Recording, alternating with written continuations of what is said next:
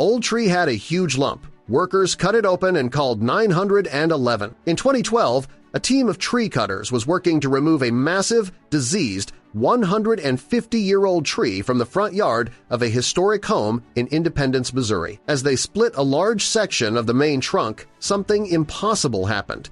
A heavy, black iron sphere fell out from the very heart of the living wood. It was a cannonball, a relic from the American Civil War that had been silently and completely swallowed by the tree as it grew for over a century and a half. This accidental discovery was not just a historical curiosity.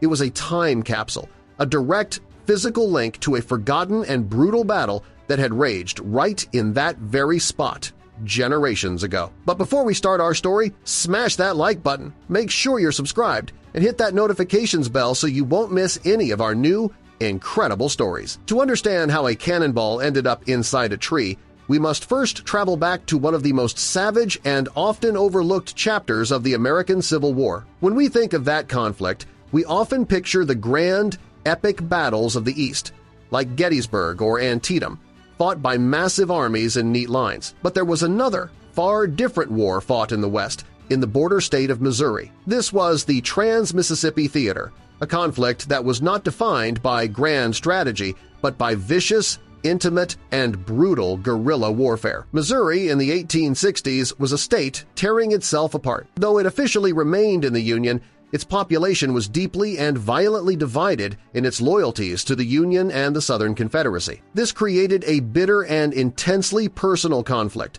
a war of neighbor against neighbor, of midnight raids, barn burnings, and summary executions. It was the world of the pro-Union Jayhawkers and the pro-Confederate Bushwhackers, irregular bands of partisan fighters who waged a savage war in the towns, farms, and forests, a conflict defined by a level of raw, personal hatred that was unmatched in the rest of the country. Our story takes place in the city of Independence, Missouri. In the 19th century, Independence was a crucial gateway to the American West, the bustling starting point for the Santa Fe, Oregon, and California trails. Its strategic importance made it a vital prize in the fight for control of Missouri. In the summer of 1862, the town was occupied by a Union garrison under the command of a lieutenant colonel named James T. Buell, and it was here, on the grounds of a beautiful two-story brick home known as the Overfelt Johnston house, that our story's silent witness, a young black walnut sapling, was just beginning its long life. The house itself was about to become a centerpiece in a violent struggle for the future of the nation. On the sweltering hot morning of August 11, 1862, the war came directly to its doorstep. A force of approximately 800 Confederate soldiers and irregulars under the command of Colonel John T. Hughes launched a surprise pre-dawn attack on the Union forces, hoping to capture the town and its vital supplies. The First Battle of Independence had begun. The fighting was fierce, chaotic, and fought at close quarters, raging through the streets, fields, and gardens of the town. The Overfelt Johnston house, due to its strategic location on a main road, found itself right in the middle of the battle. The house was quickly commandeered by the Union forces and transformed into a makeshift field hospital, its floors and walls soon to be stained with the blood of the wounded and dying from both sides. For hours, the battle raged. Artillery from both sides thundered, sending heavy 6-pound iron cannonballs screaming through the air. These were solid, iron projectiles designed not to explode but to act as giant, high-speed battering rams, smashing through fortifications and formations of men with brutal, kinetic force. They were the sledgehammers of 19th-century warfare. It was during the chaos of this battle that our cannonball began its incredible 150-year journey. Fired from a Confederate cannon, it missed its intended target, perhaps a line of Union soldiers defending the house or a piece of Union artillery, and went screaming across the property. It tore through the air and, with immense force, slammed directly into the trunk of the small, flexible, black walnut sapling that was growing in the yard. The young tree, instead of shattering, was resilient enough to absorb the impact, and the 6-pound iron sphere embedded itself deep within the living wood, a deep and violent wound. The battle eventually ended with a Confederate victory, a significant morale boost for the Southern cause in Missouri. The soldiers marched on, the wounded were carried away, and the dead were buried. Life, in its own wounded way, continued, and in the yard of the old house, the small walnut tree, with its strange iron secret hidden deep inside, began the slow, patient process of healing, an act of natural archiving that would preserve a single moment of that violent day for generations to come. Trees are nature's silent historians. The science of dendrochronology, or tree ring dating, has taught us that the rings of a tree are a precise record of its life. A wide ring tells of a good year with plenty of rain and sun. A narrow ring tells of a drought or a hard winter. A scar in the rings can tell the story of a forest fire that happened centuries ago. But trees are also physical archivists. As a tree grows, it does not push objects upwards from the ground. It grows outwards, from a layer of cells just beneath the bark. This means that an object that becomes lodged in a young tree, like our cannonball, will, over the decades, be slowly and patiently engulfed by the tree's own growth. Year after year, new rings of wood, new layers of life, formed around the iron sphere, swallowing it, hiding it from view. The tree grew from a small, wounded sapling into a massive, 100-foot-tall giant. It provided shade for generations of families who lived in the Overfelt Johnston house, all of them completely unaware of the piece of violent history that was entombed, like a heart of iron, deep within its trunk. The tree had transformed from a victim of the battle into its silent, living guardian.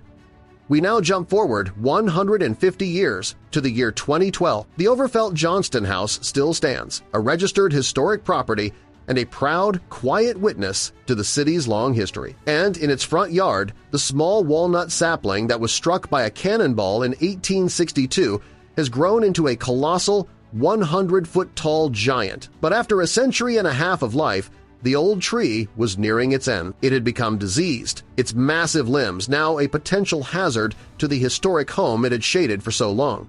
The difficult decision was made. The great tree, the living guardian of a secret, had to be taken down. A team of professional tree cutters from a local company was brought in to perform the dangerous task. For hours, the sound of their chainsaws filled the air as they carefully dismantled the massive tree.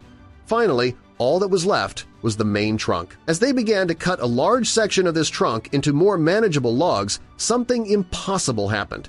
One of the workers was using a hydraulic log splitter to cleave a massive section of the trunk. A heavy, black, perfectly spherical iron object fell out from the very heart of the living wood. The entire crew stopped what they were doing and stared in stunned silence. They had found the cannonball.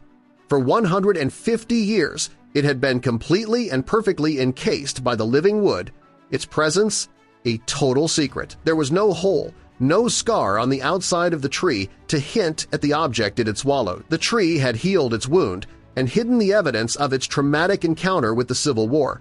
The homeowner and the tree-cutting crew were in a state of disbelief. They had stumbled upon a perfect time capsule, a one-in-a-million discovery. Local historians were called to the scene, and they immediately confirmed the artifact's identity. It was a 6-pound solid-shot cannonball, a type that was used extensively during the First Battle of Independence. The discovery was remarkable not just for what it was, but for its incredible state of preservation. A piece of iron, buried in a living, wet tree for over a century, should have rusted into dust. But the unique biology of the black walnut tree had acted as a natural preservation chamber. The wood is rich in tannic acid, a natural chemical that slows the process of oxidation or rusting. The tree had not only hidden the cannonball, it had protected it, embalming it in its own slow-growing acidic wood. If the tree cutter's chainsaws had struck the solid iron sphere directly, it would have destroyed their equipment and could have caused a serious accident.